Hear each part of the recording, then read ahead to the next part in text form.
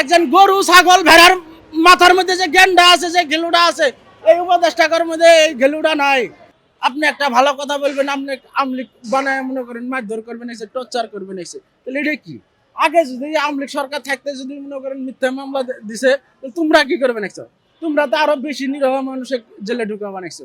আজকে মনে করেন যারা মনে করেন যে আইন উপদেষ্টা কোন বা প্রধান উপদেষ্টা কোন, যে উপদেষ্টার কথাই বলেন, বা এই যে যারা নতুন স্বাধীন স্বাধীন করবে নাকছে, এরা কি এই যে আইনের কোনো শাসন আইনে দিয়ে রয়েছে? আমি একজন খেটে খাওয়া মানুষ, আমি সাধারণ মানুষ, আমার কাছে কি অস্ত্র আছে? আমরা কি লুটপাট করবে গেছিলাম? আমরা কি এখন সন্ত্রাসী করবে গেছিলাম? আজকে মনে করেন নির্বাচন মনে করেন কিছুদিন আগে মনে করেন ঘোষণা হয়েছে, ধরেন এই 10-12 দিনে যদি ঘোষণা হয়, আপনি 10-12 দিন থেকেই মনে করেন আপনার উড়াধুরা মারামারি কাটাকাটি গোলাগুলি চলতেছে। এখন আগে তো লাঠি দিয়ে মারামারি হয়েছে, তক্ক মজা হয়েছে, আর এখন ওপেন ডাইরেক্ট মানে গোলাগুলি চলতেছে। তাহলে এই গুলিগুলো যে আসতেছে, বা এই গুলিগুলো যে মনে করেন আপনার সাধারণ মানুষ থেকে শুরু করি সর্বোচ্চ মানুষের কাছে পৌঁছায় দিতে আছে, এই দায় কে নেবে?